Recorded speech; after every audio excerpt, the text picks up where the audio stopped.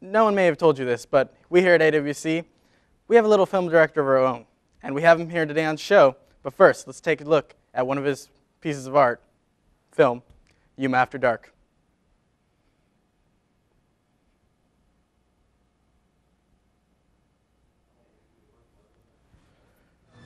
What the hell's going on in this town, dude? Everyone's trying to eat you. I know, right? Yeah. Hold on, let me check this too after. Don't go out there. It is not safe. All right, it's clear for right now. Oh, man. You had a gun this whole time? Get back! Hey, I don't know, you guys. Just get back, man. I don't know if you guys are one of those things up there. Get back. Leo, get back. Don't shoot him. Jose, back up. Put the gun down. We're not the enemy. We're not the enemy. No, I don't know that. Yeah. I have the gun. No, back up. I said back up. Don't shoot. I'm a human. We're on your side here. Back we're all together. Listen, let's just talking over. No, I don't know if you're a bit. I don't know if one of you guys were bit. Hey, we're all okay, man. Don't mess with me right now. Get back. Hey, I'm getting out of here, man. I don't want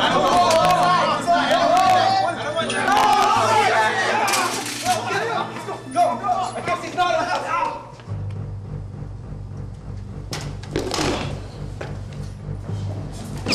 Hey, what's going on? Hey, good morning.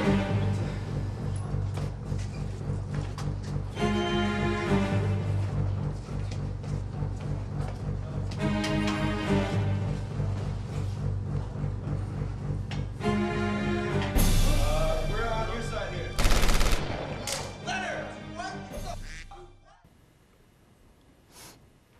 All right, that was just a taste of Yuma After Dark. And I'm sitting here with the director, Marcelo Peña. How you doing today? Good. Now, that one, give me a little insight on it. Well, to tell you the truth, that one was just kind of, Sherry was like, hey, I'm going to give you the opportunity to shoot a zombie movie. So go out there and shoot it. And me and Manny got together one night and we're like, you know what, he works at the theater. Let's get access to the theater and just shoot inside. To tell you the truth, it was more of a, we'll just take it as we go. We had no script. We had no idea what we were doing. Just got a couple guys together and kind of just shot it. Now, I heard that you had always wanted to do a zombie movie, but they would never let you. Yeah, I got shot down like 600 times because we would be doing, these kind of little shows that you guys are doing right here, like Spotlight. And I'm sitting there trying to, we should have zombies in it. No, okay, next semester, hey, we should have zombies in it. No. And it wasn't until about 2 years later that Sherry gave me the opportunity to shoot it, and that's what. And so, why zombies? There's a million other things out there. I don't know. I've just always grown up liking zombies. I've always been interested in that whole, what would happen if, humans turned, dead and they came back to life and yada yada. I don't know. I'm just a fanatic, I guess. I don't know. It's weird. So, what inspired you to start directing in the first place? I would say video games. I'd play a game and then I'd want to, emulate that in real life, you see live action, films about certain little video games. I don't know. I've always wanted to, like my favorite scene out of the video game. I always wanted to turn that into just real life, and that's kind of what you see right there. That's kind of what happened. And you've had the opportunity to do that. Yes, we have. Yeah. Now I'm on like my third, fourth recreation of a video game, and I like to take the scene, my favorite scene from it, and use that as my base, pretty much my rough outline of what I want to do with it. You have these other film series called Stages. You have Stage 1 and Stage 2. What video game are those from? Those are my little adaptation of Final Fight. And it's not just Final Fight, it's a lot of other ones too, but that's the main one that I borrow elements from. It's the, I guess you call it the base of the whole short. So Final Fight is a side-scrolling game where, like the old arcade games where you just side-scroll and you just beat them up. Yeah. It's the same thing. I get Manny out there and it's like, all right, you beat that guy up, you come out with the bat, you hit him. It's just like the game, you know what I mean? It's random. You go in there playing with an open mind. Okay, I'm just gonna beat people up and mash B until my thumb falls off. And is that the same way you go into filming, or do you have? Yeah, pretty much. I pretty much just sit there and wait for Manny's thumb to fall off until until finally we're done and I run out of tape.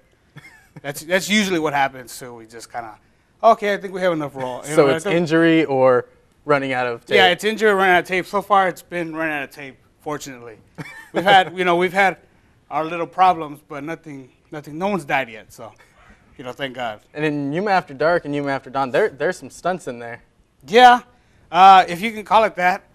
A lot of times what happens is someone kind of just falls down or, you know, maybe rolls over or something. Oh, that looked cool. Whatever, let's roll with it, you know what I mean? A lot of it isn't planned.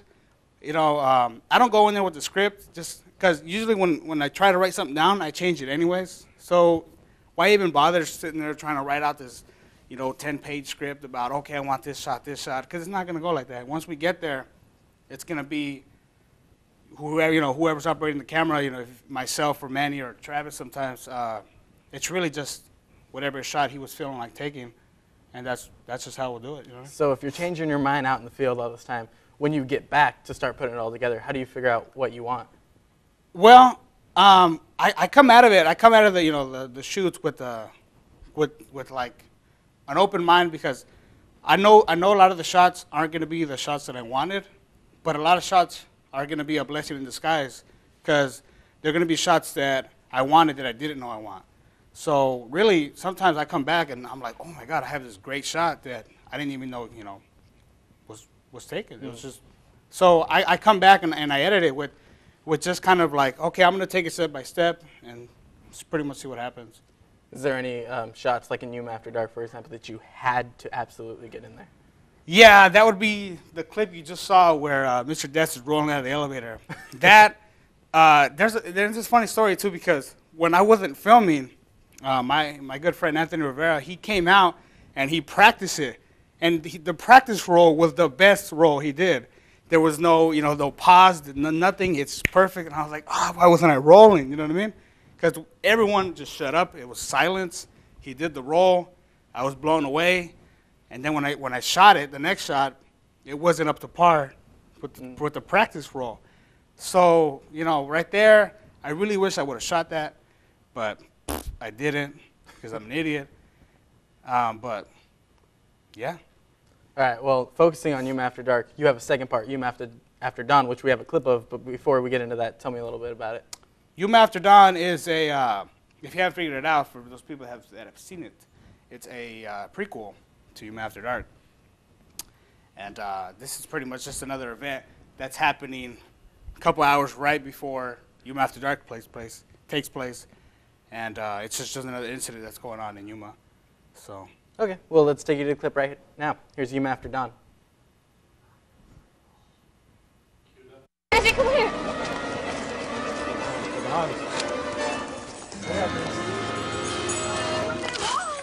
I got him! Fuck!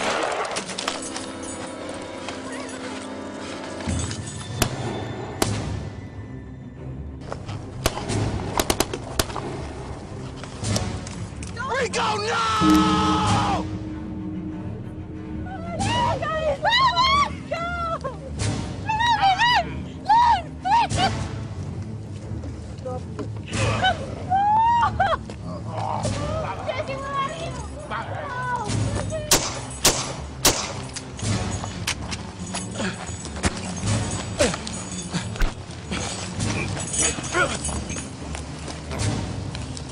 This dog's calling me back up right now! Ah!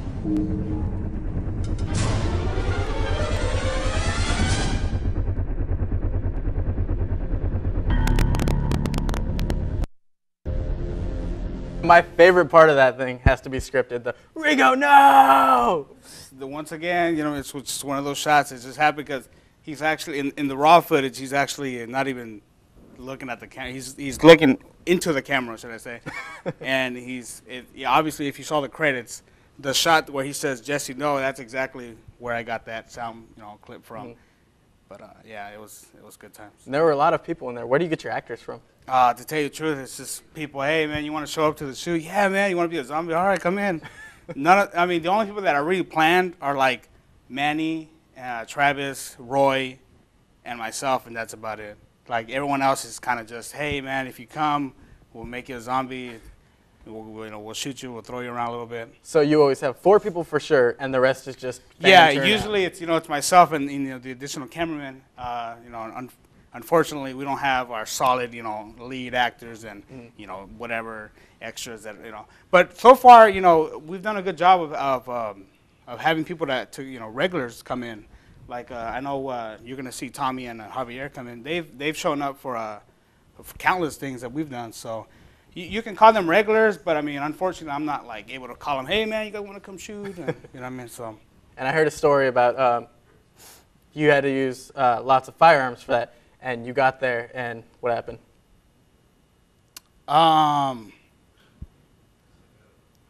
Yeah, firearms. They were airsoft guns. They I don't know how that was a problem. Were you there? No, I wasn't there. But I was talking around with the crew, and they said you had some clear airsoft guns show up. Oh, you're talking about the crew? Yeah. Oh, yeah. I thought you meant we had a problem with the guns. No. I was like, hold these on, because I don't know what you're talking about there. There's no problem. You know what I mean? They were all fake guns. So, random people just showed. I knew some of them. Are we talking about the same thing? Yeah. Okay, because I don't want to go off into some tangent that has nothing to do with what I'm talking about. Yeah, there was these guys airsofted, and you were like, hey man, come over here, shoot some zombies, and then we'll kill you. And then Manny will come in with the Uzis and kill you guys.